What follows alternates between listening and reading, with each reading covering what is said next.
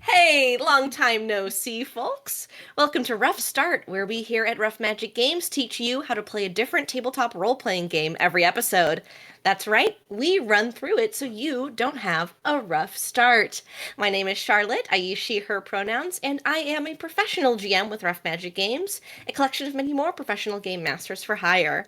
If you're interested in playing a game with one of our GMs, be sure to check out roughmagicgames.com. If you already know who we are and love what we do, check out our Patreon. The link is in the doobly-doo below.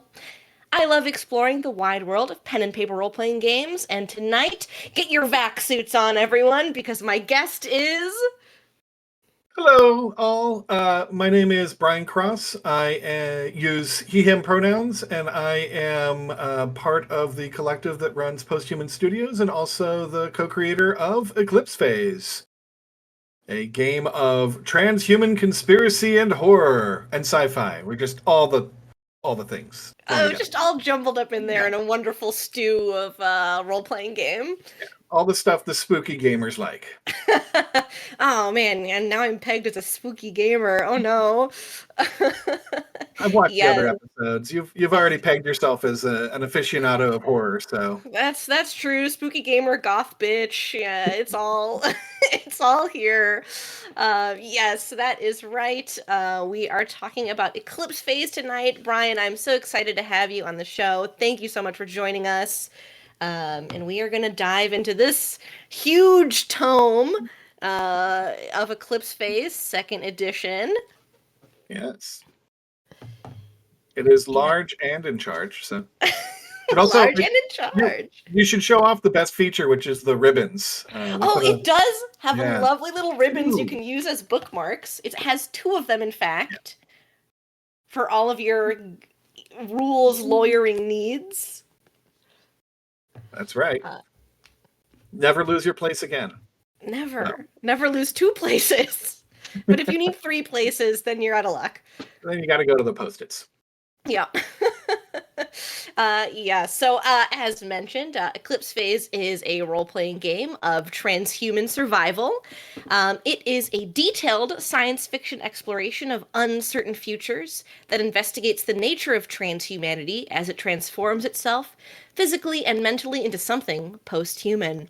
First published in 2009, it was created by Rob Boyle and Brian Cross.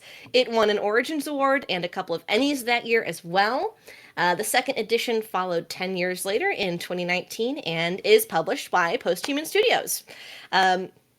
This is the part of the show where we talk about our experiences playing and running the game that we're talking about, which I do feel a little bit silly asking you. What's your experience playing and running Eclipse Phase, Brian? Oh boy. So obviously I have played it and run it. Actually, yes, I have played it in early playtest. So I don't think I've ever played 2nd edition. I've run 2nd edition. I did get to play some in 1st edition in sort of playtest campaigns for some of the supplemental materials, but I am one of those forever GMs anyway, so it's fine. I don't need to play my game. In terms of running it, it has been it's a strange experience because my memories of Eclipse Phase go all the way back to before it was Eclipse Phase. And I still have sort of notes around when we were making character sheets that were handmade and just trying to figure out what worked and what didn't. And it's been a lot of fun now. So you said 2009. I was like, is that right? Yeah, I guess so. We had a pretty much playable demo of the game, I want to say, by 2007, where the rules were more or less locked in and we were just polishing. So I feel like I've been running it for a very long time. And it's one of those, right? I get my grognard cred there. Like, well, I've been playing Eclipse Phase since before it was Eclipse Phase. But it's. I would say one of the things that we kind of leaned into in design, and that has borne out in my experience of running the game, is that every game has been extremely different in the directions it goes. Even though I've started some campaigns sort of more or less in the same place, um, Eclipse Phase, unlike certain other large dominant role playing properties, doesn't sort of pigeonhole you into a certain thing. And I think one of the things we've tried to do is lean into that speculative nature of science fiction and really let people dig into sort of the philosophical and moral quandaries that some of these technologies that are present in the game present.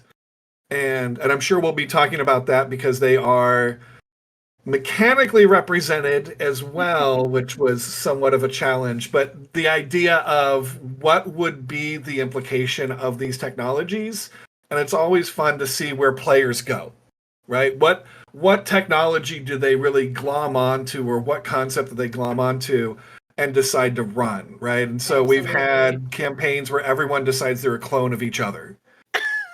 And and then that turns into a paranoia joke and that sort of thing. There's campaigns where everyone just decided that they wanted to be labor organizers and what that looks like, right? Hell yeah.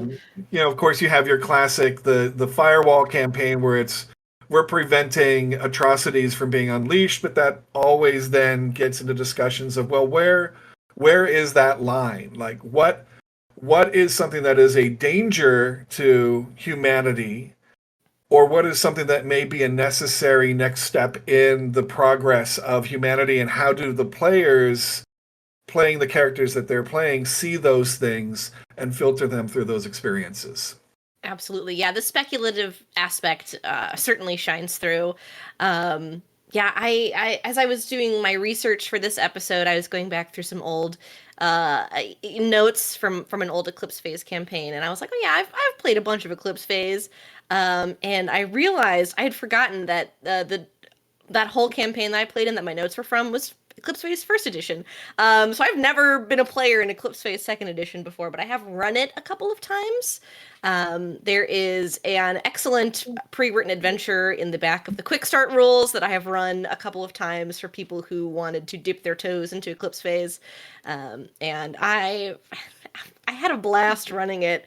So I'm a fan of running this game. I'm a fan of playing in this game, and I'm excited to talk about it. Yeah. That's what we hear. And I think before going further, I do want to mention, if you are interested in Eclipse Phase, everything we have ever done for Eclipse Phase is released under Creative Commons. Yes. And we have seeded the PDFs to torrent sites ourselves. So every so often we get an email from somebody who's like, hey, somebody's seeding your game to, Pirate Bay. And we're like, that's us. Yeah, that was us. We did that. We firmly believe that this is a game that people will want to support once they get a chance to play it. And the best way to let people do that is to make it free to get the PDFs. Yeah, that's something I've always admired about Posthuman Studios, for sure. We wear our politics on our sleeve. We're bad business people, but we make good games. All of the best people are bad business people. Yeah. All right. With that little intro done, I think we should hop right into it. What do you say? Absolutely. Amazing. So we normally talk about the lore of a game first. And Eclipse Phase has a lot of lore. It's a little intimidating, I must say. So we're going to try and do our best to kind of encapsulate the most important aspects of the lore of Eclipse Phase. Yeah. Do you want to give it a shot, or should I? Yeah. So where I usually point people is the end of the book, where we have a list of inspirations that went into Eclipse Phase. We've got comics, movies, books, all sorts of things. And what I usually will tell people who are looking to run the game for the first time is look through that list, find some that resonate with you, and sort of start to construct a campaign around, like, if I was in that world, if I like Ghost in the Shell, what sort of stories would I want to tell in that sort of dystopian cyberpunk, and where would that fit into the game world? And we've got sort of, if you want dystopian cyberpunk, You've got Mars. If you want sort of more hopeful techno-socialism, you can go to Titan. There's a lot of different potential settings, places where you can start in the game world. You can also read the highly well. We do every book we put out. We also have sort of a little fiction snippet to kind of set the tone. And we do have a edited volume called I think it's called Time of Eclipse that has a bunch of short stories that a variety of science fiction writers wrote in the Eclipse Phase universe. So if you're trying to get sort of a feeling for it, those are good places to start. I would say for Rob and I, the major touchstone property that I think is clear to anyone who's read Richard Morgan's books is Richard Morgan's The Altered Carbon, not the Netflix series. The Netflix series is fine, but it really, I don't want to say it dumbs down, but it simplifies a lot of the technology, and it completely elides a lot of the politics that we think are very important. And I will say this, Eclipse Phase is a political game. We wear our politics on our sleeves. If you go to some of the communities online, sometimes this is contentious. For example, I will wear this. People get very upset about the Jovians, and the Jovians are basically space fascists, but it is space fascist as imagined as like Battlestar Galactica.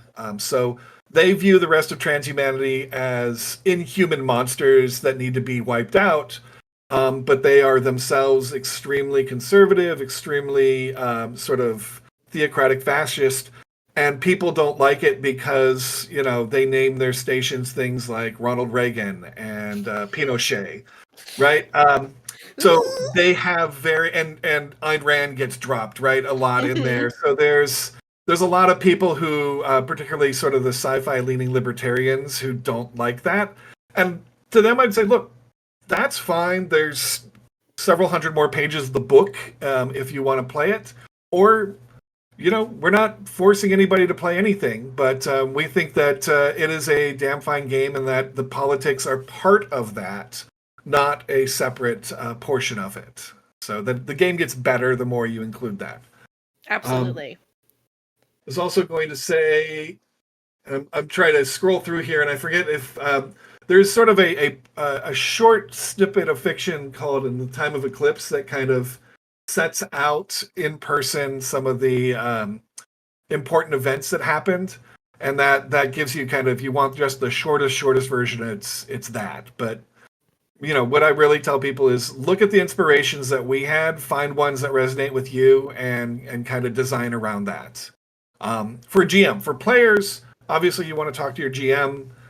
You want to see what kind of campaign they're thinking of doing, because if you want to play sort of a Martian revolutionary fighting for the dispossessed people of Mars in kind of a Dune riff sort of thing, and your GM wants it to be corporate espionage and conspiracy, that there's a may little bit not of a mix. yeah. You can do it. It's just there's going to be some friction there, so you may be resleeving a lot. So Yeah, but yeah, absolutely. it supports a large variety of different sci-fi concepts. Although it is not space fantasy, right? There is no laser swords. We can talk about sci later, but We will talk about sci a little bit later. That's maybe the one contentious. kind of science fantasy Yeah. thing in here. But otherwise, it's like I won't call it hard sci-fi, but it's like medium boiled sci-fi. Yeah. We Yeah. we we had people. We had some NASA engineers and somebody who works for the European Space Agency who consulted on the first edition of the game Hell and yeah. helped make sure that we got the science right. And the other thing I'd say is both editions are now several years old, and you never know where technology goes, right? And so Absolutely. you get into this situation where you see some of the technology that jumps beyond where you projected the technology would be, and you're like, well, damn. Yep. Yep. All right, Perfect. that's cool. Okay. We're better than that. I'm going to attempt to give my cliff notes of the Eclipse Phase lore. Okay, so it's the far future. Humanity has spread across the solar system. Wild technological advancements mean you can upload your consciousness to a different body called a morph. That's the altered carbon inspiration I previously mentioned. You can 3D print almost anything. Certain animals and AIs have been uplifted to human levels of consciousness. So if you want to play an octopus in this game, you can. Fun fact. There's like a super internet called the Mesh. You have AI assistants to help you out called muses. But the future is not perfect. About 10 years ago in game, humanity was like majorly fucked up by some AI titans, they're called. And they like destroyed the earth and killed a bunch of people. And now humanity is kind of recouping after the fact and trying to hold on to those last vestiges that are kind of spread across the solar system. And Firewall, a shadowy agency, is kind of at the helm of protecting humanity from further risks like AIs or aliens and stuff like that. In That's their my cliff own notes. mind. Yeah, Yes. yeah. Who knows if that's what they're, Firewall actually. thinks they're the good guys. Yeah. They may or may not be. Is undetermined, undecided.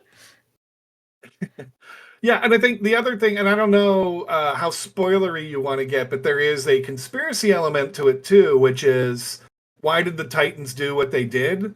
And in the GM section, we kind of break down what that looks like, and that's one of the things where Firewall, as the good guys, is often at odds internally. Is to what degree do they tell their agents about what they know is really going on in terms of there are extraterrestrials. Most of them are dead because one of the things that the Titans uncovered were basically Stargate type of mechanisms that allow for instantaneous travel to far off star systems. But there were one of the first things transhumanity discovered there were remnants of extinct civilizations. So if you're familiar with the Fermi paradox, we have sort of an active dialogue in universe about why no aliens, and then aliens do show up, but we made them suitably alien. They're basically sentient slime molds called the Oh, yeah. Factors, who are extremely weird to humanity, transhumanity. Like it's hard to get a read on them. They just come in and they issue warnings from time to time, but they're not, I would say that they're neither antagonist or protagonist usually. They are sort of a hanging plot device that can be used as the GM wants. Absolutely. And just like you mentioned, this game really does have everything in it for anyone who loves any aspect of sci-fi. Like we have the conspiracy element of Firewall. We have the gate crashing, the exploring, through these stargates, the Pandora gates. You've got like criminal heists that are a possibility. Like there's literally any genre you want in this game, you can have it. And for you GMs out there, when your players misbehave, you can kill them all because they can come right back. So Absolutely. it's been described as cathartic to us in the past. So. Amazing. All right, I think we should move on to some of the basic mechanics of the game. I don't want to keep you here too long. Eclipse Phase is much like Call of Cthulhu, which we've talked about on the show before, where you roll a percentile die to determine the outcomes of a roll. But the big distinction I want to make very clear for everyone watching, in Eclipse Phase, 0 on a die roll is 0 and not 100. So the die results range from 0 to 99, not 1 to 100. Correct. Just so you know, because 99 is quite a bad roll in Eclipse Phase, and 00 is quite a good roll in Eclipse Phase. 99 is not, nothing good is happening there. And, yeah. Even if you're highly skilled. Yeah, yeah, absolutely. Beyond that, some rolls might require like a d6 or a d10 if you're doing like weapon damage or stuff like that. But for the most point, it's just the percentile dice that you are going to need. We described it as a blackjack roll under style. So you want to get, say you've got a 70 in a skill, 69 is the best you can get there, right? You want to get as close as possible while staying under. I don't know if you've got sort of other things is anytime you roll doubles, crit. If you roll 33 or more over, that is a great success, and 66 or more over is a extraordinary success with extra bonuses. Same for failures. If it's by more than 33, that is a crit failure, or not crit failure, a significant failure, and more than 66, it is a really bad things. Really bad things are happening to you. Yeah.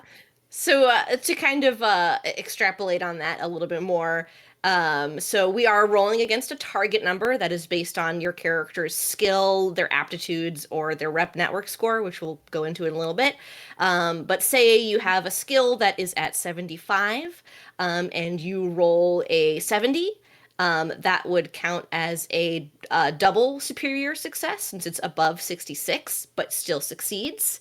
On the inverse, if you have a 25 in a skill and you get a 30, that would be a double superior failure because you've rolled under 33 while still not being low enough to hit your mark. So there is consequences oftentimes for trying. It's not like D&D. Sometimes it's like, we'll just make the skill check. If you fail it, nothing bad necessarily happens. So sometimes you can break stuff. And again, the way the roles work is the higher skill you have, the higher you can get for success. And for opposed roles, like shooting at somebody who's dodging, or wrestling with somebody, or trying a contested social check, having that higher score means that you've got a higher potential margin of success. So it rewards those sorts of things. It's not like we both have persuasion, but I've got much better persuasion, but we both can roll 20s. And you've got sort of a higher threshold of potential successes compared to the other person. Yes. We love a game that has margins of success, underutilized in TTRPGs. Kids on Bikes, which we've talked about on the show, also has margin of success in the rolls. So you're in good company. Love that game as well. Yeah, and like you said, doubles on a test. So like 0-0 is a crit, 11, 22, 33, etc., all the way up to 99. 99 is always a critical failure, even if your target number is 100, and that's technically under. 99 is still a failure. Yep. And the other mechanic that influences this is Moxie. So Moxie is an attribute that you can spend to flip the numbers on the roll. You can do other things with it, but one of the things, say you rolled a 91, which is normally a very bad roll, you can spend a point of Moxie and make that a 19. So we do. I know one of the things that sort of designers often kind of get into is how much player agency you want to give players. We're not, it's still very much a traditional role-playing game where the GM is setting a lot of these things, but we do allow for some player agency. You can use a Moxie to create an NPC in a scene, for instance, or an item, right? There's ways that we let players alter the flow of play.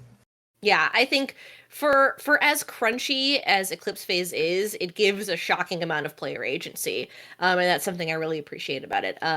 I think in second edition, it's the flex points that let you introduce an NPC. Yeah. No worries. You've got multiple editions floating around in your brain, and we will talk about Insight, Vigor, Moxie, and Flex in a little bit, just to give you guys a little taste of some further options. There are also, success tests where you're just trying to hit your target number, and there are also opposed tests in this game, which run very much like opposed tests anywhere else. Pretty much, you are rolling against someone. If you succeed and they fail, you win. If you both succeed, it's who has the higher margin of success. So back to those, superior successes, etc. Crits always win. Pretty much is how success tests work. Combat, for instance, is a success test. Sorry, I didn't mean to step over you there. No, I was just saying, and crits, obviously, you can't flip those. So yeah, crits are crits, whether they're good or bad. Yeah, you got to stick with them no matter what. You cannot create a crit. At least not that way. Yes. So I want to move on to kind of the other half of how do you actually get your target number? I want to talk about those aptitudes and skills in Eclipse Phase. which we've got coming up on the next slide. All right. Eclipse Phase has kind of two sets of skills, aptitudes, which are kind of similar to the D&D stats if we are pulling from something that everyone knows. So there's cognition, intuition, reflexes, savvy, somatics, and willpower. All pretty self-explanatory. So cognition is like your intelligence, problem solving. Intuition is your gut. Reflexes is your coordination. Savvy is your social awareness. Somatics is, strength, stamina, stuff like that, whatever body your ego is currently inhabiting. And willpower is self-control, mental fortitude, etc., etc. So there. Go ahead. Can I just pause for it? So it's there's two things that give you your aptitudes. And here's where I'm going to start getting angry emails from philosophy doctoral students again. We really jump into the duality of body and mind, and those aptitudes will be influenced both by your ego, that is who you are, your personality, your core self, but also the morph or shell that you find yourself in, the body, the physical form that you're currently inhabiting. And people will look at something like somatics and say, well, how is your strength determined by yourself? And what somatics really represents is your ability to adapt to the physicality of the form you're in and use it to its highest potential, right? So some people may find themselves put in a body that just doesn't feel right to them, and where they are unable to take full advantage of the physicality of that body. Right. So there are sort of impacts on each of these attributes depending upon what you are in, and some forms may limit those aptitudes. So. Yeah. So yeah, that sounds about right. As I understand it, in second edition, the aptitudes and skills are tied to your consciousness, your ego, and then your morph gets kind of your how durable you are and some other stuff like that. It may give you bonuses to or some of your Yeah. gear, Yeah. or implant. Yeah, exactly. This is what I mean when I say it's a crunchy game. We Gotta think about kind of two cents of so yeah. But I will say that at the table, a lot of this stuff can be hand waved to make it easier. So you don't have to go full crunch. You can, but the game system itself, I would say character creation is probably the crunchiest bit of it. And once you get through that, it usually smooths out. So For sure. All right. I think we can roll past aptitudes quickly, kind of touching on skills. The picture here is so tiny because there's so many skills. There's actually not too many. But these skills again are tied to your ego, your consciousness, and there are things like free fall, which determines like how well you move in microgravity. Compared to more like traditional RPG ones like melee and ranged weapons. So there's a pretty good handful of like stuff that makes sense to have in an RPG, but then also stuff that fits with the narrative of Eclipse Phase as well. yeah, and I know people get concerned when there's a proliferation of skills, and we've tried to keep them sort of I would say the bare minimum, but the bare minimum while covering the important bases. And you do have there was a debate very early on about, do we want to just have one athletic skill that covers your ability to move in regular gravity and microgravity? And we're like, well, no, those are very different sorts of movement skills. Your ability to move in low or zero gravity is very different than being a good sprinter. So Yeah. we did make a decision to break those out. The other thing for people coming from D&D or a more combat sort of oriented thing where skill checks are kind of the toppings that you put on the sandwich in between the main sort of meat and bread and whatever. Do not sleep on research and sort of investigation skills. I'm sure we'll talk about combat here in a minute, but combat is going to be quick, dirty, and bloody, and most of the time you're going to be doing these more sort of researchy, investigation, scientific skills. Several of our sample characters do not have very good combat skills, but they are still going to be very formidable because they can hack, they can discover, they can figure out things about your opponents that your combat monkeys will not be able to do. So. Absolutely. The next basic mechanic is there are pools, so our Insight, Vigor, Moxie, and Flex. So in first edition, it was just Moxie, where you had a little point and you could use that point to do some other stuff. Second edition has expanded that and given way more capabilities for these pools of points that you have. So I just want to say here first, you can use any of these Insight, Vigor, Moxie, and Flex to either ignore the modifiers to a test, which gives you more chances of actually succeeding. You can add 20 to your target number. You can flip-flop a roll, like Brian mentioned. So an 83 would become a 38. After your roll, you could upgrade a success to a superior success or downgrade a critical failure to a regular failure, which may come very much in handy. And then we have our specific abilities for Insight, Vigor, Moxie, and Flex, which are on the next slide.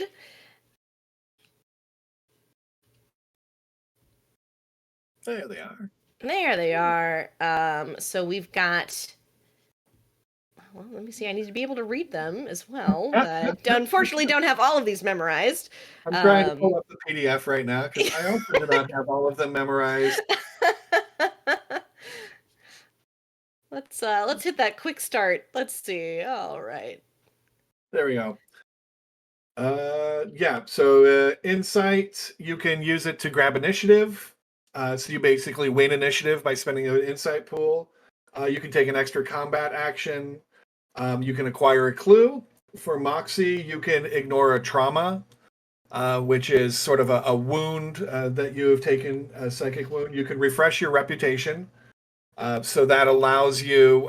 one of the mechanics we have is a reputation economy, which, again, it's a staple of a lot of science fiction. The idea that do you need money when you can make whatever you want? Right? What happens when you can fabricate anything? If you need money, it's much more important to do favor trading. And there's entire factions within Eclipse Phase that do not deal with traditional money. What they do is favor trading. So Moxie allows you to refresh sort of some of the favors that you can call on there. You're basically like, hey, I'm good for it. You can acquire a clue. Control your infection. That's getting into a little bit more of a spoilery territory, but there are things that you can acquire that will alter you and can take over, can impose some bad stuff on you. And you can negate a social gaffe for the Moxie one. And for Vigor, initiative, extra action, or ignore a wound. And then Flex is the one that's sort of more of the player agency. You can introduce an NPC into a scene. You can introduce an item into a scene, like, oh, hey, if only we had a grenade. Here it is. I just happen to have a grenade in my grenade pocket. Check in the glove box. You can define the environment. So you can say, well, all right, it happens that there is barrels of radioactive waste in one corner of this warehouse, right? And then, you're all role players. You know what players will do with things like that, right? Or you can define a relationship. You can say, hey, this NPC we just met, actually, we went to school together, or they're an old friend of mine, or, oh, that's the cop that arrested me, right? So you can change the situation by spending some of these points. And some of the most effective characters I've seen running second edition are those that have high flex, right? Because they're not the scary hulking combat monster. They're not the genius scientist, but they're the person that seems to always have what they need when they need it. And it's sort of a character concept that you don't see very often in RPGs, but that I love, right? The MacGyver type of like, hey, I just happen to get what I need, or I can figure out what to do in this situation. Yeah, It's great. And I really think these pools, Insight, Moxie, Vigor, and Flex, are kind of really where Eclipse Phase second edition shines. Like it is totally unique to Eclipse Phase to have these. So I'd say if this sounds interesting to you out there watching, then you should check out Eclipse Phase because there are fun ways to use these pools that you have access to. And these are tied to the morph that you're currently in as well. So, on where you've marked your whatever body you're in, you'll have a little spot for like, I have 1 point of insight, 1 point of moxie, 2 points of vigor, and 1 point of flex. And on that note, I meant to mention this earlier, but the differences between first and second edition, they're about 95% the same. Almost all of the first edition materials are backwards compatible because the way we write the source books is the source books are 90% or more setting material, and at the very end are the rules. And the rules did not change that much, except for a couple of sort of streamlining tweaks between first and second, and NPC stat blocks. But we have sort of a conversion guide on doing that. So Yeah, I would say second edition is a much more streamlined version of Eclipse Phase for sure, and we'll get into that a little bit when we talk about character creation because it's a little bit easier in second edition to make a character. we learned lessons. I mean, as the first edition, eventually we created the transhuman, which was sort of the player's supplement guide, and one of the things we included in that were a modular character creation system and a life path character creation system, and I was the one who wrote both of those because I did want, like, we found for first edition that people would come to the table to play the game and it would take a very long time to get a character unless they did one of the pre-gens. And we wanted something in between the here's a character that you didn't create that you're going to play versus the here's the fully customizable one. So we do have, when we'll talk about it here in a second, this idea of packages that you could buy to sort of, it's a Lego assembly of a character rather than just a pre-made out of the box. Yeah, But we absolutely. have the pre-mades too, and they have beautiful art. Oh, great pre-mades. All right, before we get into character creation, I do want to touch a little bit more on reputation, which you have talked about a little bit. So, as you mentioned, there are multiple social networks that utilize reputation instead of currency or in tandem with currency. Those 7 social networks are up on the screen right now. We don't have to go into all of them in great detail, but just to kind of give a little bit of flavor, like IREP is the Wall Secret Internal Social Network. And I actually love the FREP, where if you are famous, you're going to have a lot of FREP, the media network. Using rep, though, has limits as well, so it requires time and an appropriate favor to kind of get rep, and then you roll your relevant rep score whenever you want to act on one of those favors.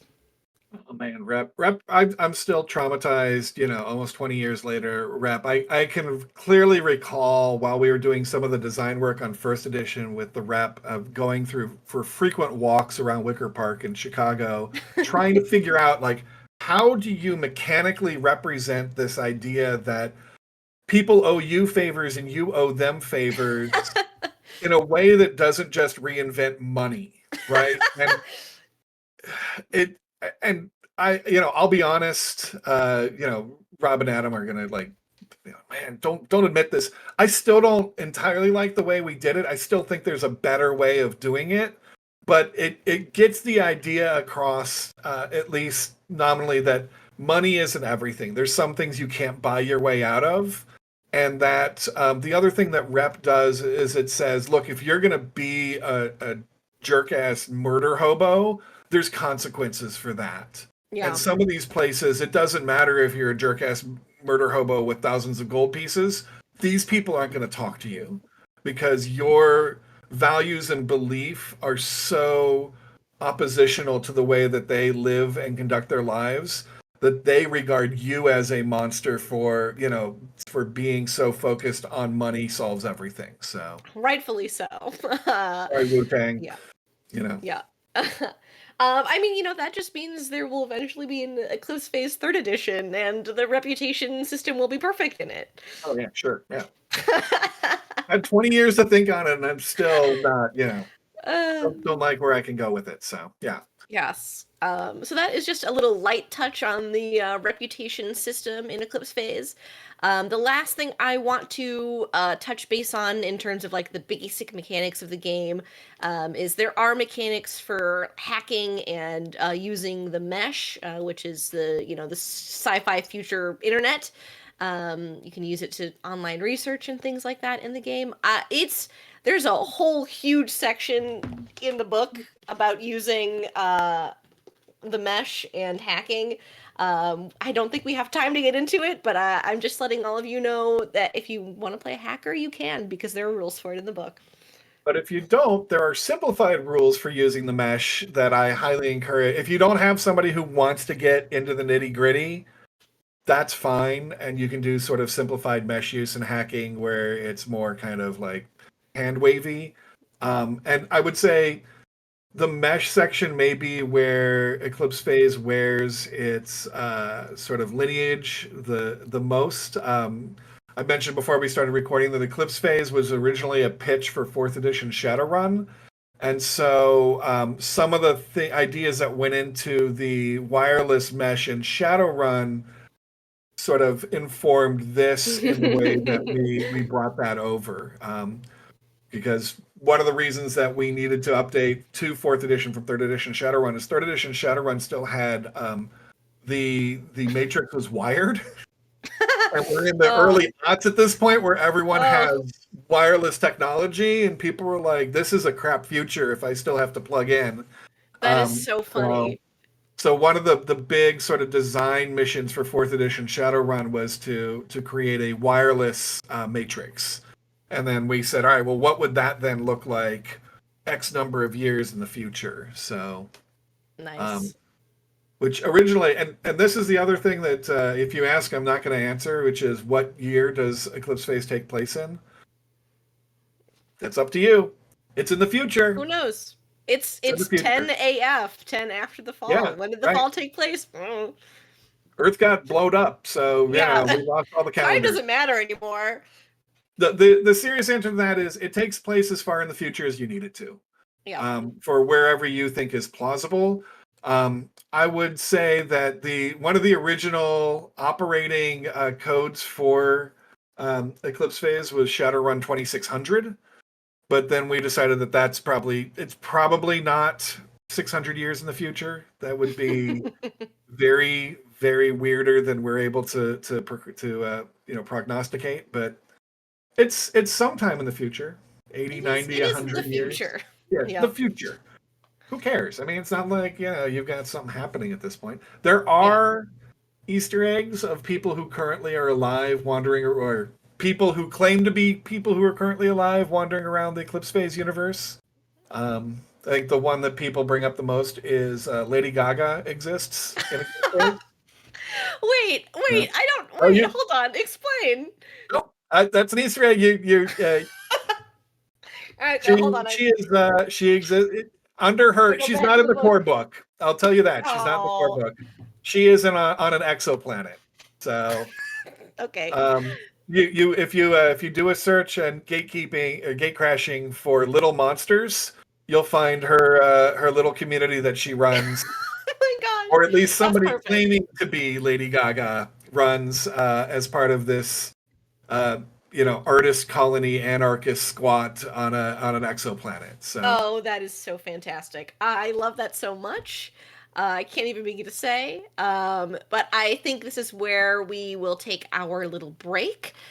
So we have learned so much about the lore of Eclipse Phase, the basic mechanics of rolling a percentile die, aptitude, skills, and pools. We've learned about reputation and talked a little bit about using the mesh. When we come back from our break, we will talk a little bit about character creation and combat, and then close it out after that. All right. We can talk about async too. Yes, we will. We will touch on some psychic powers as well. All right, we will catch you after the break.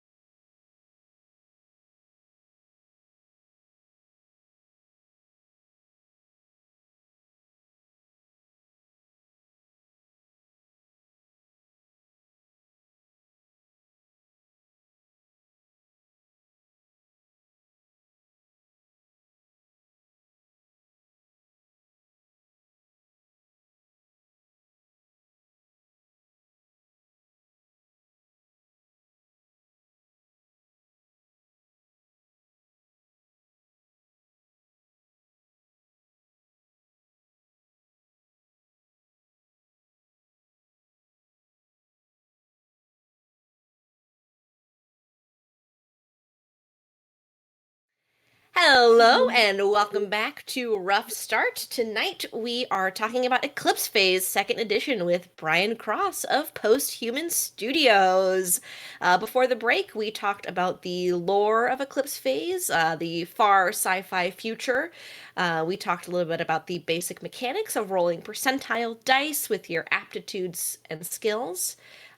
We talked about the pools that your character has access to that allow you to do certain special things. We talked about reputation and using the mesh, and now we are going to get into the weeds of it. We are talking about character creation now. All All right. right. Jinx.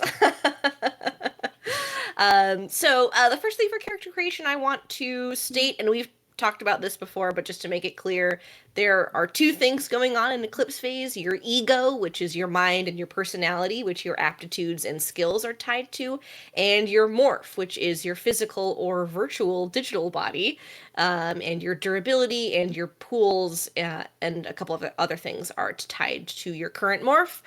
You can switch morphs in this game. You can transfer your consciousness somewhere else if you've got a cortical stack. Um, And you so backed that up, and you're insured. Yeah, yeah, backed up, insured. You can afford a new morph. You don't get too sick from resleeving, you know. Um, but with that in mind, we'll go over a quick and dirty, like step by step. Like you said, second edition changed it to be more of a module life path creation style character creation. I do have to confess, first edition Eclipse Phase was one of the few times I've gotten actively frustrated at a table from trying to make a character. Um, but Look, second edition, much we easier. own this. One of the things that we supported very early on is we had a fan that created a customizable spreadsheet in Excel that we've always pointed people towards for first edition because it was too crunchy. It was. I'll say And it. I mean, we love the crunch. I love a crunchy game as Yeah, well. and it's still there. It's just you don't have to do it. And I think for new, it's an obstacle for new players, right? Mm-hmm. Um, we were talking about the fact that everyone wants to play D&D because everyone knows D&D, and there is a barrier to learning a new system, and that was on us for making a system that was like, hey, you want to try something new? Well, it's going to be real tough. Well, and that's why Rough Start was born as well, to help people experience some new TTRPGs, because there really are so many of them that are out there that are really fantastic games, Eclipse Phase among them. And second edition is so much easier and so lovely to make a character in.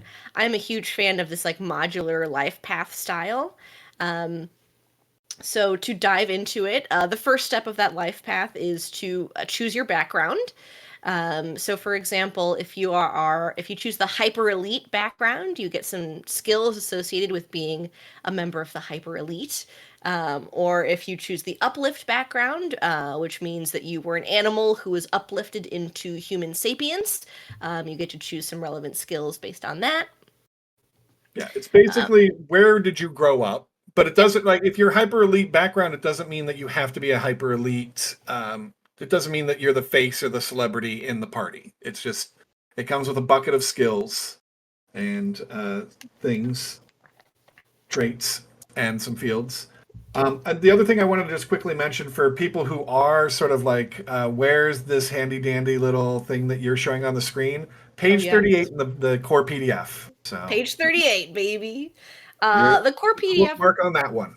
the PDF also does that wonderful thing that I love when PDFs do, is if you click on a number, it takes you to that page.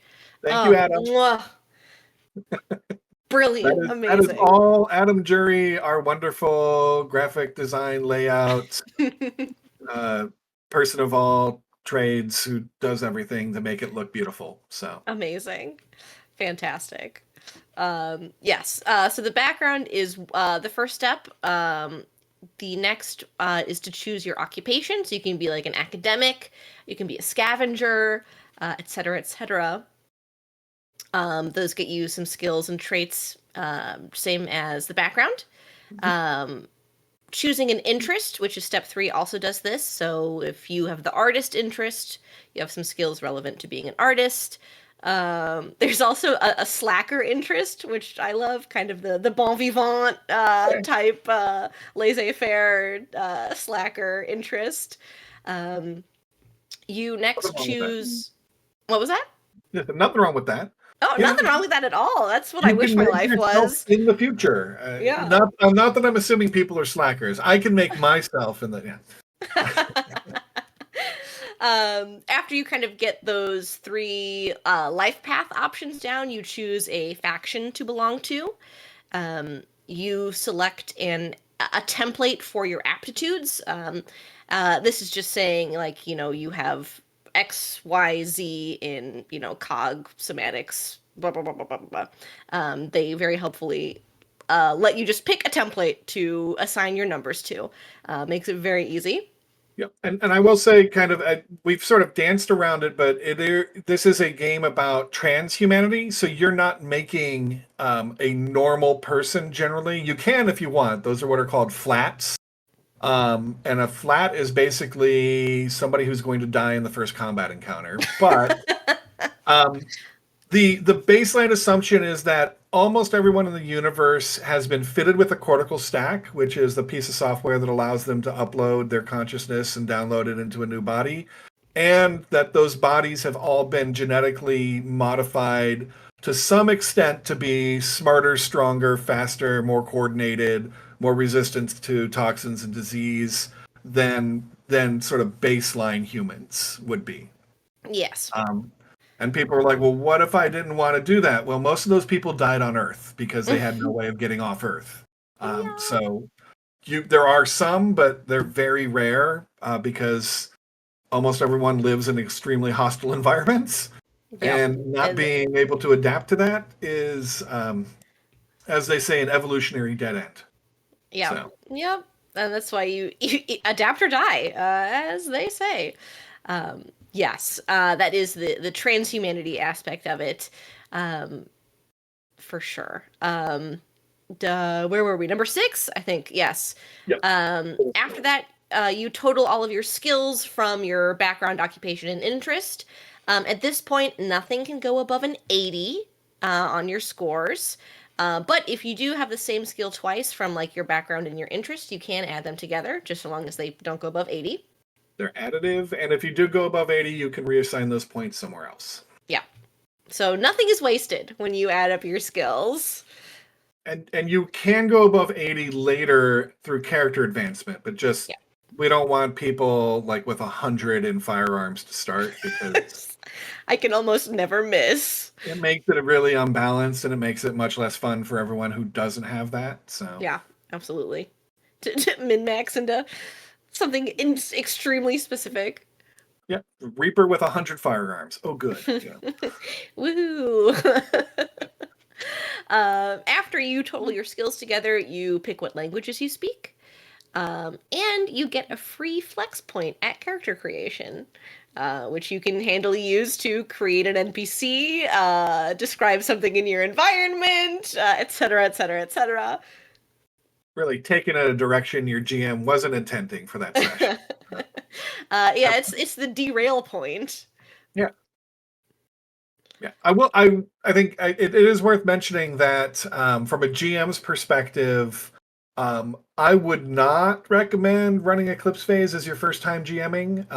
It does require sort of managing the party and expectations a little bit more. Something that you get through experience through maybe doing other things. You can. It's going to be a little bit tricky to juggle the lore, the system, and the table sort of mechanics. So. Oh yeah, absolutely. What a game to crack your teeth on? Is that the expression? Oh. Wait, hold on. Cut your teeth on. Which still doesn't make a whole lot of sense because yeah. Somebody in the YouTube comments will explain the origin of the idiom. That's what. Oh, YouTube I hope so. I that's the part of YouTube comments I love. Yeah. Yes. After the free flex point, you get 100 points to divide into your rep scores. So those 7 social networks we mentioned earlier, you get points to divide to show how what's your standing with those social groups. Yeah. How much do these people like you? Yep. And it's almost impossible to be liked by everybody. I mean, you can, but they're not. No one's going to like you very much if you scatter it across all 7. So. Yeah, I think the book recommends either 60-40 or 50-25-25. So either 2 that you've got really good standing in, or 3 that you are a little more spread out in.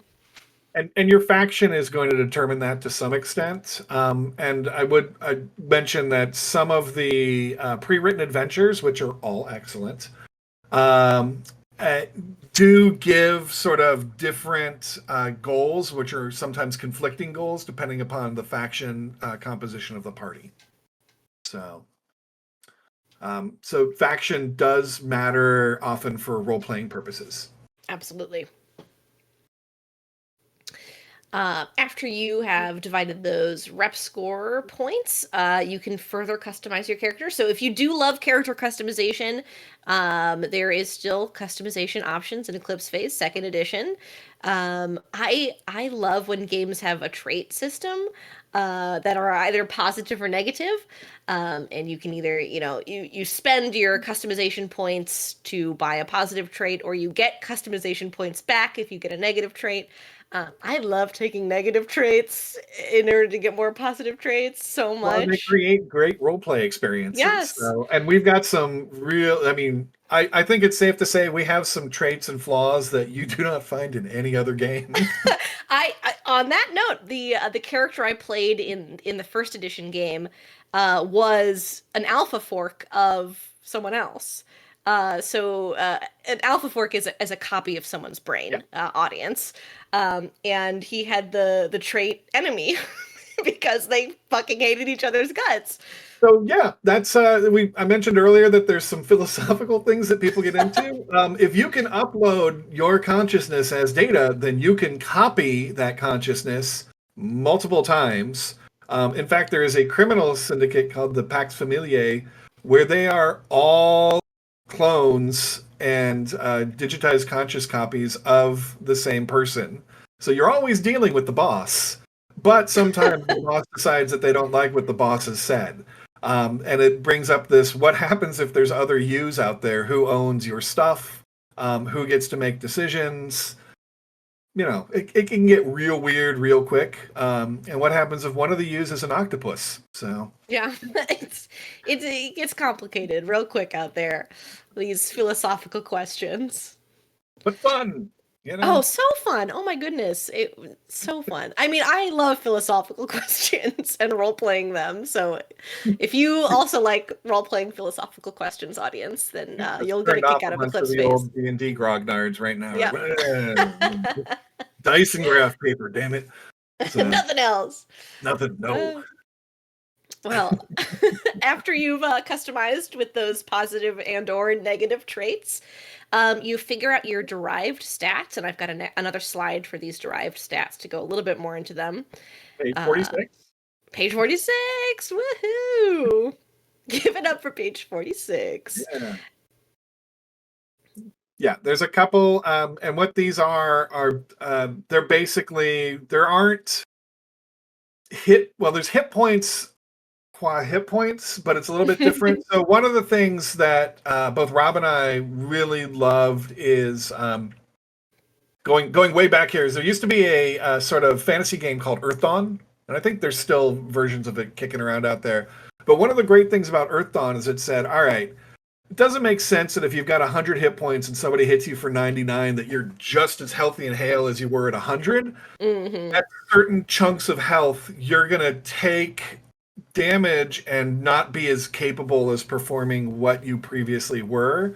So some of these derived stats are things like, what is your wound threshold? How much damage can you take before you take a wound? Or your trauma threshold? How much bad stuff can you see?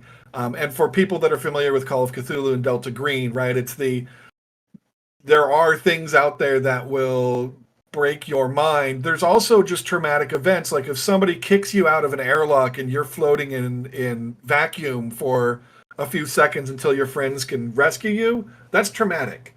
That's going to have an effect on, the way you approach things moving forward. So these derived stats allow you to kind of figure out those thresholds and some other things where you are going to become less capable if you take damage or make bad decisions. Yeah, absolutely.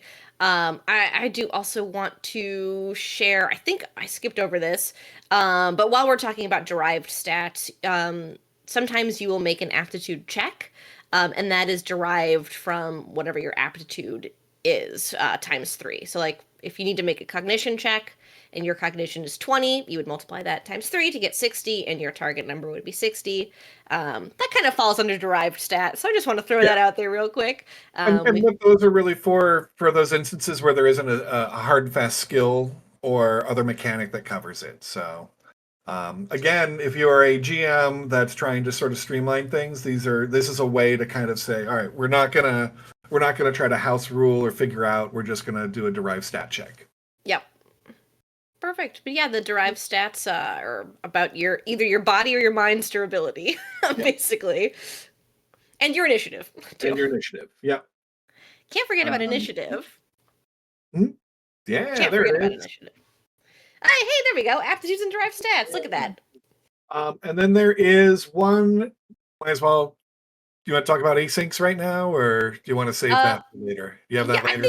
I think asyncs are. Oh well, we got derived stats. We want to talk briefly about choosing your morph for character creation. Then we can talk about. Okay, because infection rating is one of those derived stats that I can't see if it's there, but yeah, it matters for only for asyncs. Remember, infection rating, audience. It will come back in a moment. But yes, the final couple of steps for character creation are choosing your morph and your gear. I think I've got an example morph stat block on the next slide. This is the Neo Octopus. Once again, if you want to play an octopus, you can play an octopus in this game. But there are a whole host of bodies that you can start out in. There are, biological morphs. These are normal or biologically enhanced humans. There are pod morphs, which is kind of a combination of biological and mechanical. There are synth morphs, which are completely synthetic robotic bodies.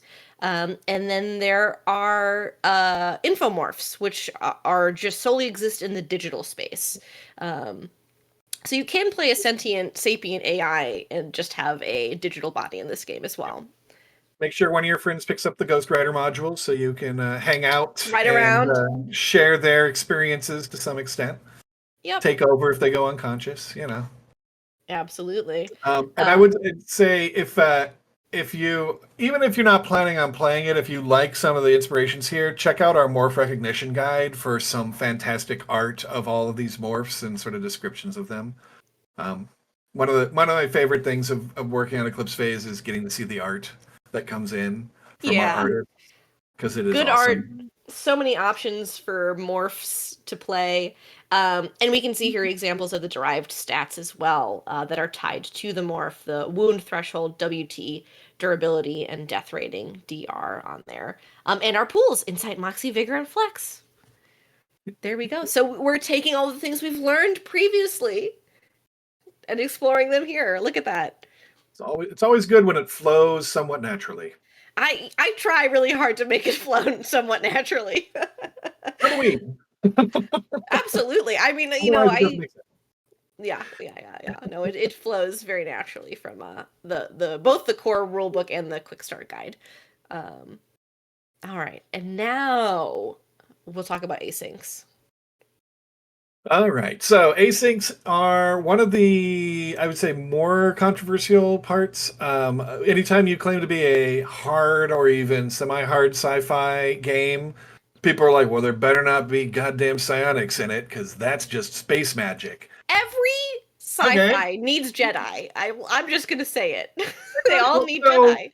Yeah, but we decided, what if Jedi, but really the psi powers come from an alien infection that is also trying to take you over to wipe out transhumanity. So Yeah. you can use your abilities, but the more you lean into them, the more power you give to this sort of symbiotic infection, and the more likely it is to try to use you to accomplish its goals. And I would say asyncs.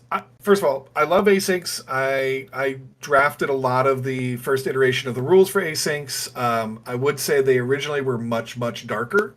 I think originally we had a mechanic where they could spread their infection if they lost control, Oh. which really we decided. Oh, Oh. then why would Firewall work with these people if that right? Like, yeah, the whole No, point that of would be an eliminate on site yeah.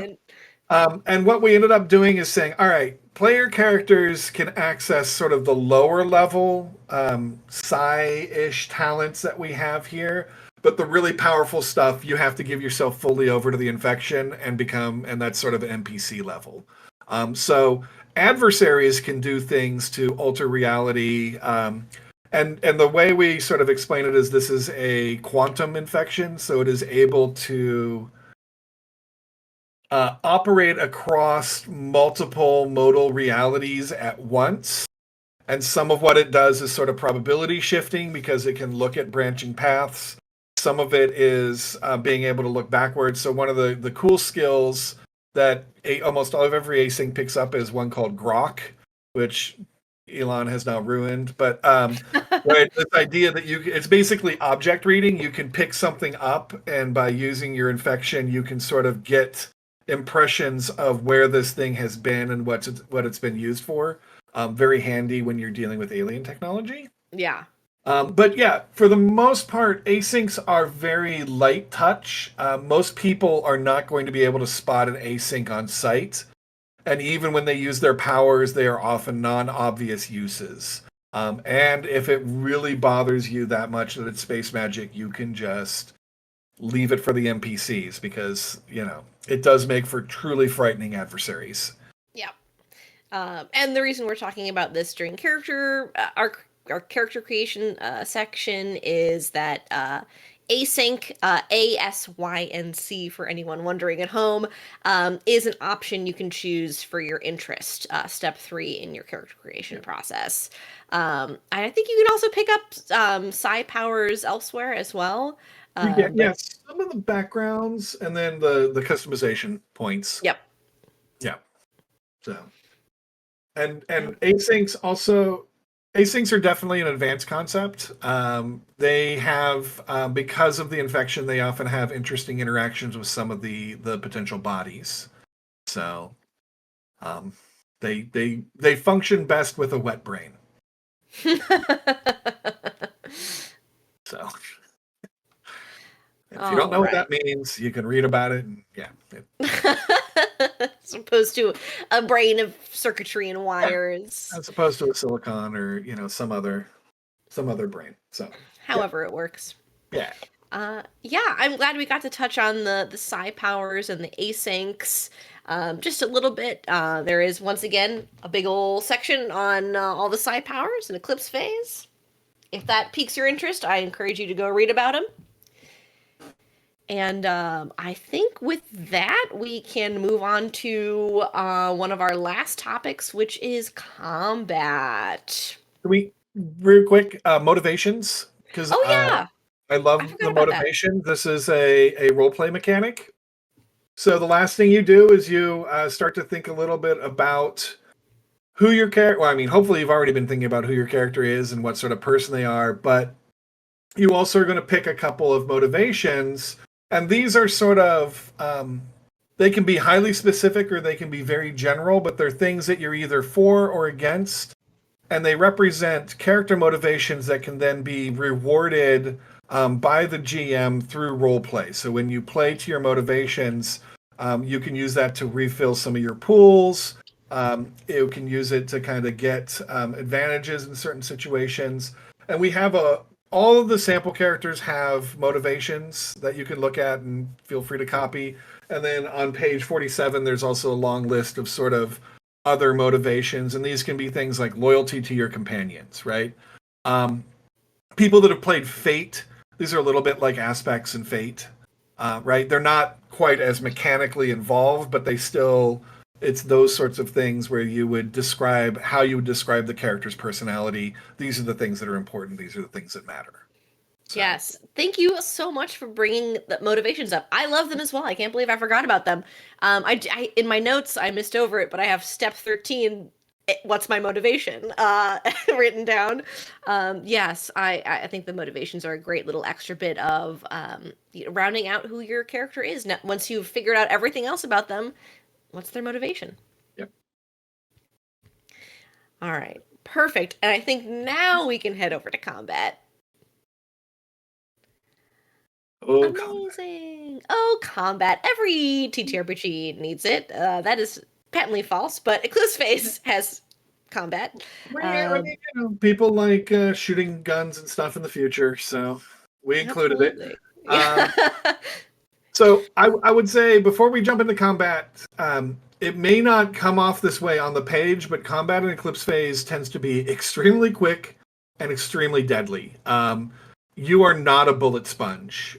Usually, combat is going to go to whoever can land the first hit, because most weapons in Eclipse Phase are going to start stacking wounds on you, and for every wound you've taken, you are suffering a -10 global penalty to all of your rolls. And yeah, that tracks up really quickly. So your ability to avoid taking further hits is impacted by that. Your ability to fight back is impacted. And once you start getting hurt, which makes sense, right? You are turns far less out. effective than an unharmed assailant. So Yes. don't go picking fights. Quick and dirty combat, yeah, it may not always be the best option to get into a firefight. Especially if you know the other side has a sniper. Snipers will mess up your day. Oh no. And area weapons. Yeah. So absolutely. Plasma weapons, no bueno. But there are other things you can do in an action turn besides fight, which we'll get into as well. But speaking of action turns, action turns represent about 3 seconds of real time, which is quick and dirty combat for sure. During each action turn, you can either take one complex action and one quick action, and we'll get into a little bit about what that means. One task action and one quick action, or 3 quick actions. There are also automatic actions, but those things are just things that happen automatically. We don't need to worry about those. There is some gear that allows you to kind of do beneficial automatic actions so you can definitely stuff yourself full of cyberware and other things to affect your action economy. But yeah, not quite Shadowrun level. There is, what is it, skill wires that make you just truly frightening. So yeah. Yes. Let's see. So for example, attacking would be a complex action. If combat is inevitable, then you will be using a complex action to fire your gun, to use a psi power, to punch someone really hard with your robot arm. Those are all complex actions. To try to hack their robot arm so it punches them instead. Yep. Or their gun so it just doesn't work instead. Yeah. Yep. There are plenty of options for complex actions. You do not need to fight. You can very effectively shut down other combatants if you are able to locate and hack them. So yes. I have a funny story about that, I must say. I was playing like a hacker techie character, and I was trying to hack so hard, and I just kept on failing my rolls over and over and over again to, like, in this fight. It was so funny, to the point where it was ridiculous. It was like, well, I guess we're just gonna have to kill these people because I can't hack them. That's just the way the dice go sometimes. Yeah. When the hacker has a bad day, everyone has a bad day. So. Truly. But when the hacker has a good day, only very specific people are going to have a bad day. Yep. Sorry to my fellow firewall agents. Look, they're disposable, so Yeah. that's the Um, way Firewall views them. So, which yeah, again gets into the is Firewall actually good? They kill a lot of people who trust them. yeah. Yeah, no, it's a time. I don't want to And get too into the weeds of you oops, mentioned sorry, go ahead. task actions, which I don't think we've touched upon yet, but those Yeah. are sort of ongoing things. So yeah, like if you hacking sometimes will take a while or repairing something. So and your measure of success on that will determine how long it takes to do some of those things. Yeah. So you can keep doing the thing you need to be doing in the combat round and also take a quick action. Yes. I'm trying to find a definition for quick action as well, so we can talk about that. Oh, let's see. Is it page 32 of the core rulebook? Yes, it is. Um, let's see. Fraction of a second or requires so little cognitive effort that you can do them while undertaking something else. So, like activating or deactivating a device, conveying complex information, a detailed perception, drawing a weapon. Okay. Ducking behind cover, etc., etc. Taking a drug. Ooh, that's fun. Assuming normally the drug is something you've got loaded into like a drug pump, so it's not Yeah. like lighting up a spliff. That's not a microsecond. Hold on, let me just 1 second during this combat. I Yeah. gotta. Oh, I mean there is orbital hash. It does have benefits and detriments to it. So Oh, the next Eclipse Phase character I make simply has to be a stoner with this information. you can have them based out of Meat Hab, where they make bespoke psychedelic bacon. So it is supported. It's just Uh, you could take you just want to the onboard drug pump. So no mess, no fuss. there you go. Get that with your customization points into character creation. Your gear loadout, yeah. Oh, gear loadout. Yes. All right, perfect. Okay, so how we know action turns. How do we actually resolve combat in Eclipse Phase, which I think I've got the next slide for. So I mentioned way back when we were talking about how the roles in this game work. Combat is an opposed test. So that means the attacker and the defender are both rolling off. The attacker is going to roll whatever attack skill that is applicable. So if they are shooting something, they'll roll with their ranged weapons. If they are punching someone with their robot arm, they will roll melee. Um, any modifiers that may be applicable as well. Um,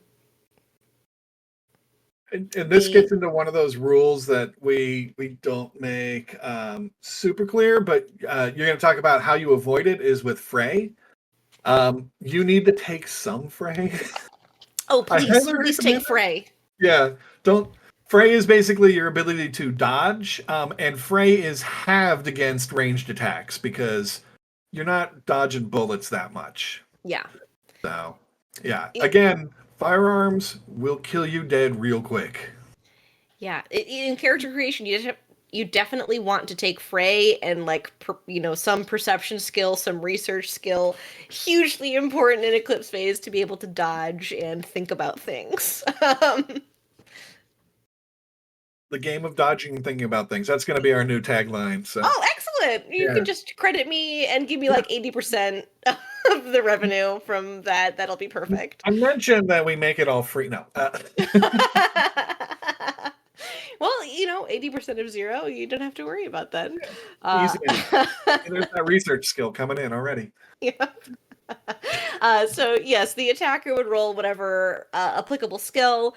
The defender rolls fray, or fray divided by two if it's a range attack. If the attacker succeeds and rolls higher than the defender, they would hit and roll damage. The different degrees of success also affect how much damage you do. Critical hits double the damage value of the weapon. Um, Damage is also reduced by any armor that you're wearing as appropriate.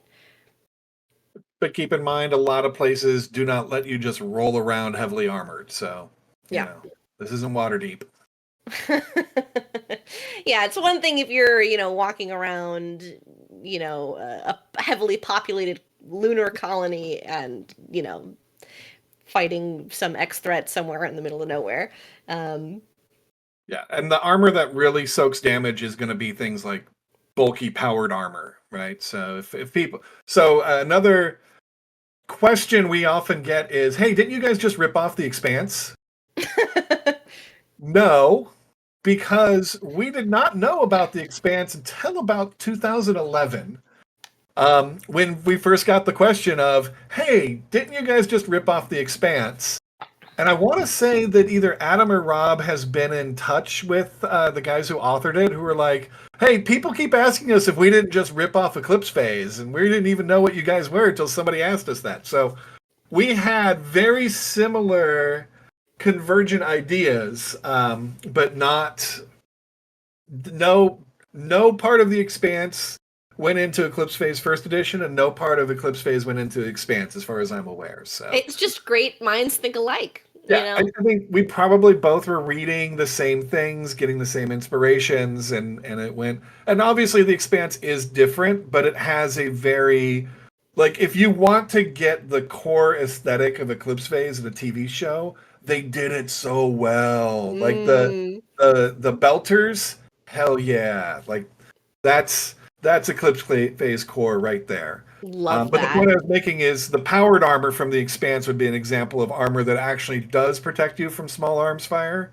but you can't just wander around in that because people look at you like you're psycho and kick you off the hab. There are also plenty of weapons that are armor piercing anyway, so just go through your armor. So, I mean, armor helpful in certain situations. Yeah, and then a at that plasma point, rifle's gonna mess you up no matter what. So absolutely, it's a dangerous world out there.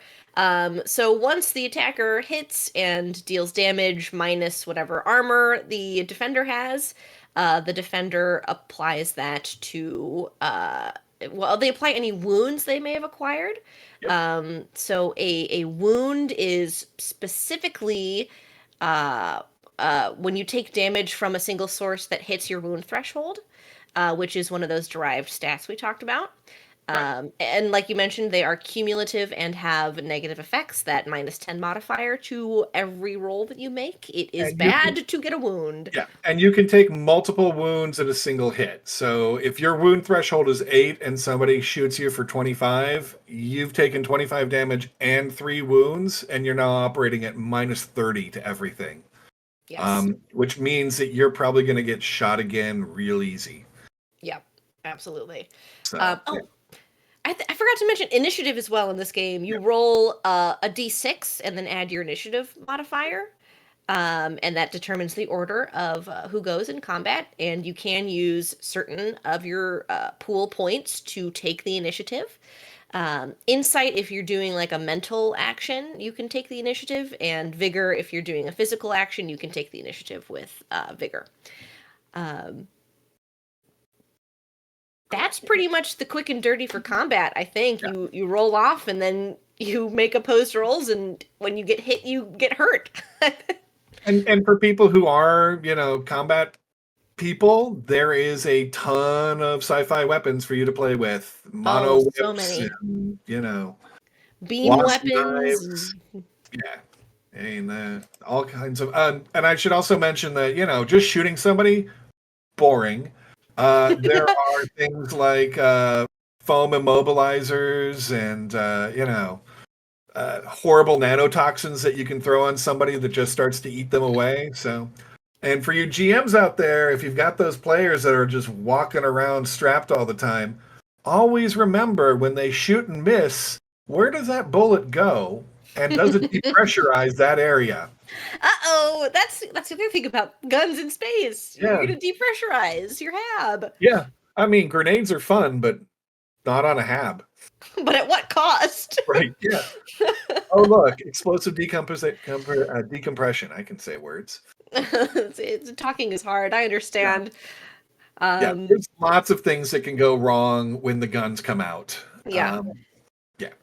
Well, speaking of things that are going wrong, why don't we talk about damage, wounds, and death, and then stress, trauma, and insanity, which are kind of the dark mirror of each other in Eclipse Phase. So, damage, wounds, and stress are basically all the physical bad things that can happen to you. And again, because you have the capability of uploading and backing up your consciousness, death is not the end. Thank you, Nick Cave.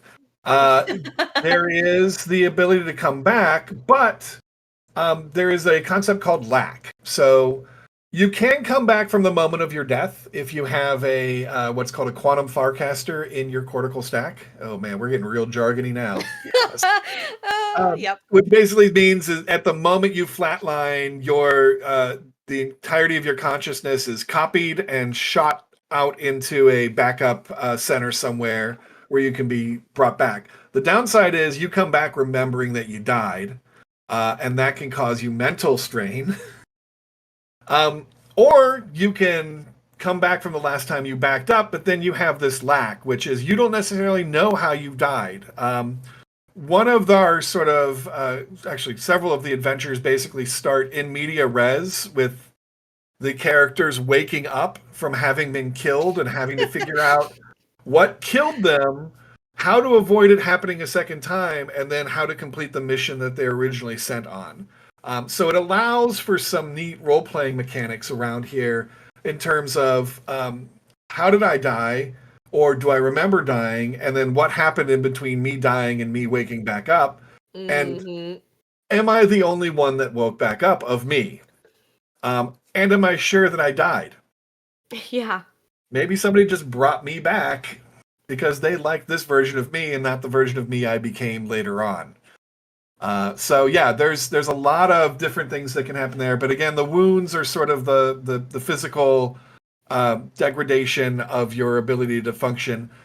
Then there is the dark mirror of the psyche, right? So your mental, your ego state also can take damage in the form of trauma, in the form of seeing or experiencing things that you really are not meant to, that are unhealthy. This is where some of the horror comes in. This is obviously Delta Green and Call of Cthulhu and other games that lean into that sort of mind-shattering horror. Use this. If you come upon, and I think we're sufficiently far in. Look, if you've stuck with the cast to this point, I'm going to talk about Exurgents, which are the big bad alien threat. All right, and at this point, I got to figure you're hooked enough that you're going to get the book and you're going to look and you'll figure out. But Exurgents are basically an alien threat that is a galactic non-compete clause. They are something that was put out there by someone else that looks and sees a civilization that hits a certain level of technological advancement and says, nope, no more, you're done, gone. And the way they do that is by infecting that civilization with an adaptive virus that attempts to find, through rapid evolution and, quantum fuckery, the best way possible to not just eliminate the population, but to do so in a mind-shattering and horrific as way as possible. So, yeah, why wouldn't you? Of course. Yeah, are very bad, and Exurgents will also do just weird ass things. One of Jupiter's moons, Enceladus, in game, has been partially terraformed into Computronium. No one knows why. Why were the Exurgents building a moon-sized computer? But it's not good. It's not, and there's also things that wander around inside of it. So you see things sometimes that obviously people were not meant to see.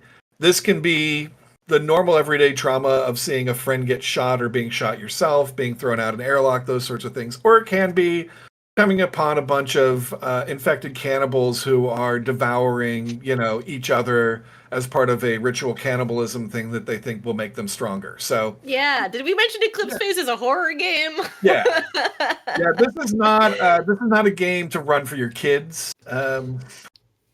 unless you want really messed up kids. So, but yeah, so there's sort of these two different tracks. One is sort of your sanity damage, and one is the physical damage. And the other thing that can happen is if you hit your sort of trauma threshold, you lose it temporarily. You develop what can be a short-term derangement, which is maybe you go catatonic, maybe right. And these are all based off of real-world mental health things that often happen to people who do experience extreme trauma. And if you continue to deal with these things without getting therapy or psychosurgery, because therapy is important, folks, it gets worse and it can become chronic, and it can basically turn into the point where your character becomes unplayable because they are no longer able to function in normal reality. So, and don't let that happen to your character. That's bad. I don't think it needs to be said, but I just did. Yeah, Yeah. not needed to be said. But yes, just like you have your ego and your morph, you have damage that can be done to your morph and damage that can be done to your ego. In a brilliant little piece of game design. Yeah, So and I will say one of the differences between first and second edition is a lot of the feedback we got in first edition was how to more sensitively handle issues around mental health and mental illness. So that went into our depictions and the way that we sort of mechanically worked that out in some of the second edition stuff, because yeah, we want this to be fun but not triggering, right? yeah, We don't want people to feel like they're being stigmatized, or that the way that they live their lives is something that's a game mechanic, right? We don't want yeah. to trivialize it. So Well, and yeah, I think it definitely it shows in second edition, especially if you compare it to something like Call of Cthulhu, which we've talked about on the show before. Like switching even the name to stress and trauma from sanity loss is like really like that is more descriptive of what it actually is, and two, much more sensitive. So I think that's a great step forward in just calling it, what it is, which is trauma. yeah, yeah, because that's what, right, we're evolving as the discussion evolves, and I think it's not to soapbox a bit, but I think it's good that games do that. We're not in the 1970s anymore, so Yeah. Oh, it's we soapbox on this show all the yeah, time, so it's you're welcome okay to your for your game soapbox. to evolve as the society does. Hmm. Not calling anyone out, but people are like, I like it when my game's offensive. Why? Well, who knows? Those people I don't understand, and they're probably not watching this show, so thank goodness. No, no. Considering that their Um, boogeyman is often somebody with different colored hair than yeah, I have something their very worst natural. nightmare. Yeah. I mean, I look like them, but I don't think like them. So, sorry, Ah. guys. All right. Well, I think we've covered pretty much everything I wanted to talk about. If you've got any further, maybe some tips for like if you want to run the game, just real quick and dirty, because we're running a little bit out of time. And then we'll do our final thoughts. But I think my tip, if you want to run this game, is pick up the Quick Start Guide. It's free online. You can download the PDF from eclipsephase.com. It's got pre-generated character sheets. It's got a little adventure you can run that's very good. I've run it multiple times. So that's my recommendation if you want to start running Eclipse Phase. Is that Mind a WMD? Is that the adventure that comes with the quick start? Acrimony. Acrimony. Okay. We've got, I want to say, a dozen or so published adventures, and again, all Creative Commons, all free to download. And even if the rule set is not your jam, again, all of the source books are vastly, the majority of them are setting material. Um, you will not hurt our feelings if you decide to make a D20 version of Eclipse Phase, or make it, orc compliant or SRD. In fact, if you are a Fate person, we put out Eclipse Fate, which was Huh? a Fate adaptation of Eclipse Phase. Oh, I had Um, no idea. yeah, I've got it somewhere on the shelf back here. So, so yeah, we want people to enjoy the game in whatever way they want to enjoy the game, and And to that end, we make it as accessible as we possibly can. And we hope, and look, you mentioned the game came out in 2009. We've been a studio since around 2006, 2007. We're still around. We beat that life cycle that most game studios have. And just a short story. When we were getting ready to go to print for the first edition of Eclipse Phase, the publisher we were working with really did not want us to make it Creative Commons, and we had to. It wasn't quite at the last moment, but it was very late in the process. We had to renegotiate the contract because we said, no, this is something we're not moving on. And we agreed to sort of, I want to say it was a lower initial cut with the assumption that if it did well, we'd get that back on the back end, because they thought that it was basically it was the craziest thing they'd ever heard. This idea of making the game free. And we really believe that the way people find particularly non-D&D games is through piracy, right? You often, like, somebody's like, check this game out, and you're not going to go out and buy the whole damn book to check it out. You're going to download it from some. Sorry if I'm offending. This is, Now, and this here is a company policy, at Rough right? Start, we recommend always buying the book. Wink, wink, wink. And I'm saying we're fine if you don't buy the book. Download it, check it out, and if you like it, pay us because we'll make more. Right? That's sort of the bad business contract that we're willing to make with our fan base. You don't have to pay us, but if you want more, please. Yeah. you don't have to pay us, but it would be nice if you did. And the Creative Commons license does allow for fans to create content, and they just have to also make it freely available. And then if they do want to charge for anything, that's something they can come to us and we can try to negotiate over. But we want this to be a shared world. We want this to be a living sort of system and game. And I think it's been gratifying, just to kind of talk industry talk, to see the shift in the industry from 2007, 2008, 2009 to where we are now, where people are starting to get the idea that making your game accessible is important. And I do mean accessible across all different dimensions. Absolutely. Right? These are things that matter. And we're a bunch of leftist, anarchist. I mean, the whole company's a collective, so. And I'm not spilling the beans here. You can find people hating on us on Reddit for that. After, I believe, 2011, I authorized our web moderator to kick all the MRA folks off our forums because they were just toxic a-holes, and what the damage they were causing was greater than whatever benefit they provided. Yeah. And some of them still hate me. Hey, guys. I'm mad about it. The other thing I'd say about the game, the question we probably get the most, well, there's two. One's a funny question, which is, can I make a cat girl? And sure, knock yourself out. In fact, my last campaign had a character that was Tibbles, the swarm cat, which is a genetically modified, very smart cat.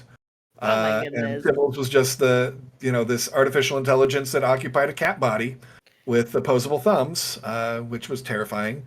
And the second one is, do you have rules for space combat? No, but they are one of the things that we are working on. Ooh. And they will be, so they are in playtest and development right now. This is a little, I don't feel that they're particularly necessary. You don't need to have spaceship combat. And my feeling is the way the technology is why would you jump into a spaceship to fight somebody when you can just clone your consciousness into a bunch of smart missiles and do that? Yeah, it's that explosive decompression thing again, Why would I get into a death trap when I can just, pilot a bunch of them remotely? But yeah, we will be putting out rules for space combat for the people who want that, because again, we want you to play the game you want to play it. Other than that, yeah, it's there's a lot of you've got the book there. It's a huge book. There's a lot of stuff in it. Huge. We glossed over it. And the physical books are beautiful. So you're rewarding Adam for the design work that he put into those physical products, and all of them do come with at least one ribbon for marking your space. So there you go. We're sometimes 2 ribbons. We are committed to putting out high quality products that are available for free digitally. Business. What a lovely philosophy to live by, I must say. That's what I appreciate about y'all. Perfect. Okay, well, I think that rounds us out. I'll do my little ending spiel. That was the basics of Eclipse Phase 2nd edition. You can find the core rulebook and some fun supplemental books at eclipsephase.com. If you made it this far in the video, I want to know if you could have any morph or any cybernetic or biological enhancements, what would they be? Sound off in the comments below. For me, there's a morph called a hibernoid, and they only have to sleep like 2 hours a night. And I just am thinking of all the things I could get done with all that extra time. So that's what I would choose. What about you, Brian? Octomorph. Oh, Taco, actually. Not TACO, TAKKO. It's a robotic octomorph body. So it's basically a robot octopus that has jets and thrusters and can operate in vacuum. So yeah. I mean, if you didn't want to be a robot octopus, I would ask what was wrong with you, We also have morphs that are only there for mostly roleplay purposes. I don't know that I've ever seen somebody successfully play a Surya in a tabletop campaign. The Surya is a whale that's been genetically modified to survive in vacuum, and they basically just hang out in pods circling the sun. Hell yeah. Yeah, because that's their jam. What a chill life. So that's my question for the audience. Before we close it off, is there anything else you want to add or plug? I know you already mentioned the playtest for the space combat rules. But yeah, what's up next for Posthuman?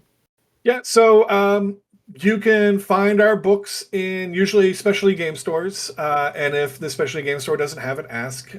We are represented by some of the major distributors and fulfillers. We also have a Patreon if you want to support us that way. That is a good way. Patreon subscribers do get access to early playtest materials, and they get to vote on. We try to put out at least a little bit of content every month, and our Patreon subscribers get to vote on what that content is going to be, and that's why they keep voting Spaceship Combat.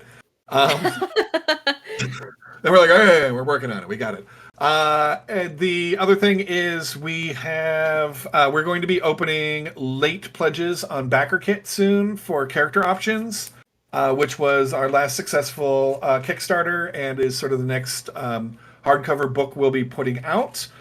We will be at Gen Con this year. And personally, if you are a tabletop gamer, designer, somebody who's working in the space, and you're looking for assistance around sort of research, data, marketing, strategy, these sorts of things, I am available as a consultant. So, and you can find me at silvertreeconsultancy.net. And yeah. And again, hopefully I showed that I know somewhat of what I'm talking about here. Again, I think you have. I would say yes, absolutely. We made it to a 2nd edition, and we did not do the thing that some people do where it's just like, we need money 2nd edition. We waited until we're like, yeah, the system's too creaky. We need to update it in some necessary directions. Yeah. So. Oil the hinges and whatnot. Yeah. Ethical game design. So yeah. All right. Well, thank you so much for all that. As always, you can find me various places online as at the Cornbreb with a B. I just made an Instagram account too, so you can follow me there now. Plug. And don't forget to like and subscribe if you feel so moved. Once again, we are Rough Magic Games. Next time will actually be the season finale of Rough Start, where we will be walking you through Pathfinder 2nd edition. So you've got that to look forward to. Thank you very much. Yeah, thanks so much, Brian, and we will catch you next time. See Bye. you in the future.